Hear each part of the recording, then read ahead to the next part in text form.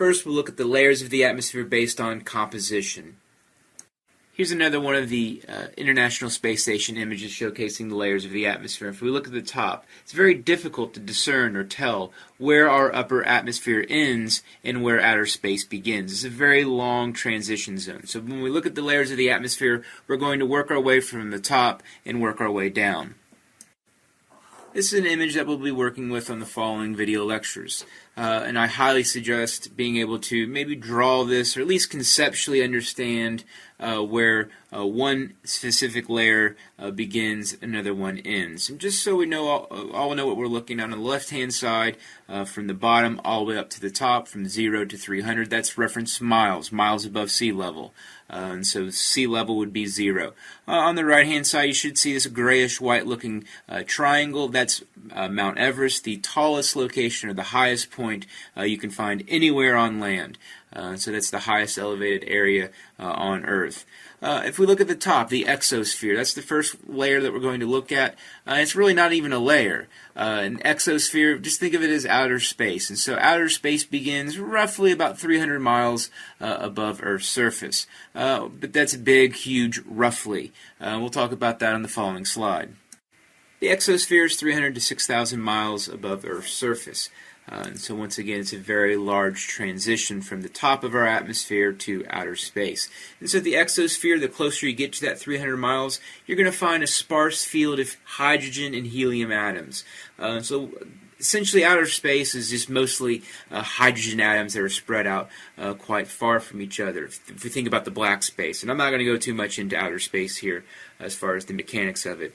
But as far as you get closer to the exosphere, you're going to find a little bit more helium presence there.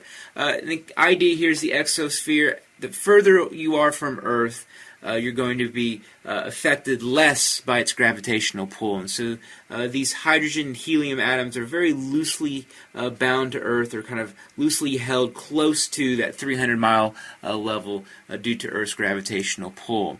So this area very much slowly thins while blending into space. And it's essentially a vacuum, outer space, a vacuum of just mostly low-density hydrogen atoms.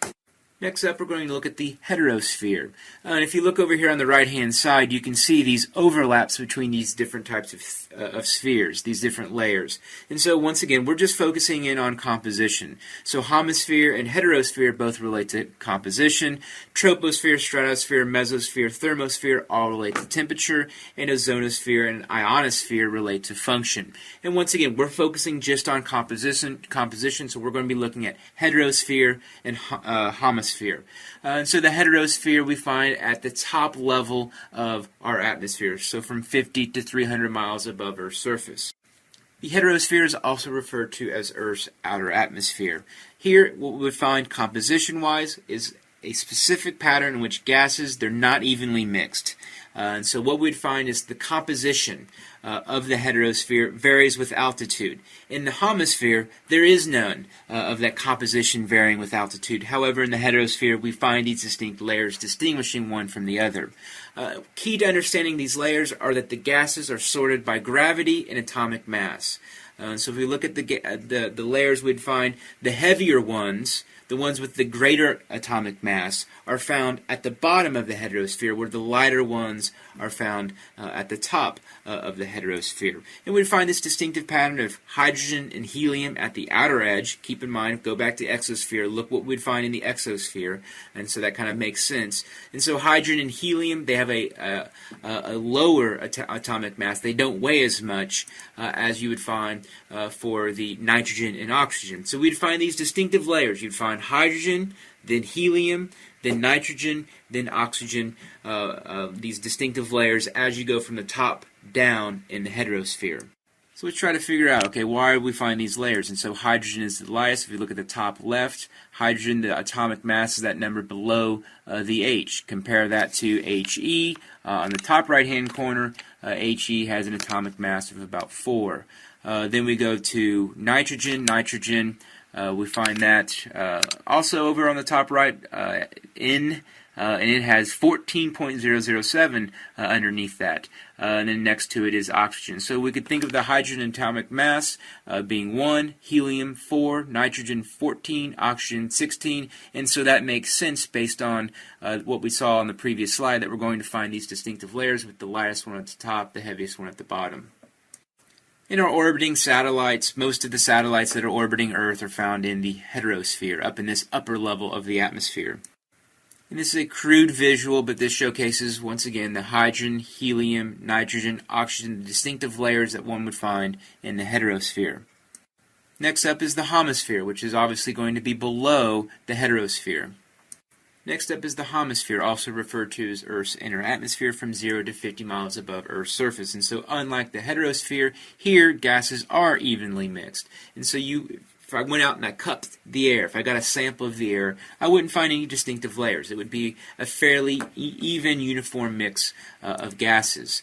So it's a very uniform, constant composition. There are some exceptions. We'll come back and we'll talk about the ozone layer in a minute when we talk about the ozonosphere. But in the ozone layer, you do see areas that have higher concentrations of O3, which we'll talk about here in a minute, than other areas further below the ozone layer. Also, you're going to find variations in water vapor, i.e. clouds, CO2 or carbon dioxide, pollutants. You're going to find variations. And so, of course, cities are going to have higher CO2 levels, higher pollutant levels than rural areas, because there's more cars in those areas, there's more stuff going on in those areas.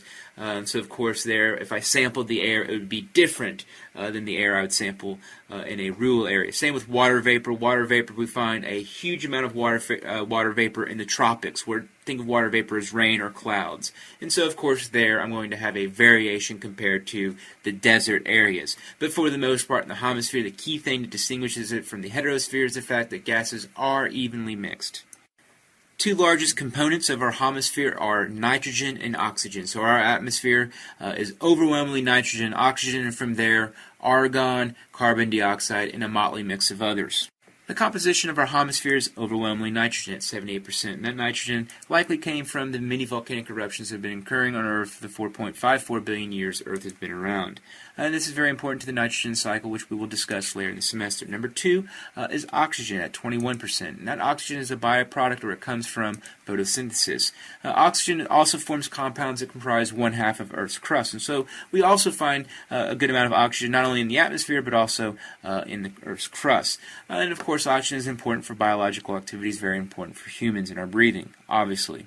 Third would be argon at 1%. Argon is an inert gas. Inert gas meaning it's unreactive, or it's also a noble gas. And so essentially it's unusable in life processes. Our body does not use argon and does not need argon. However, what's interesting is argon, which is found in the atmosphere, is actually being mined.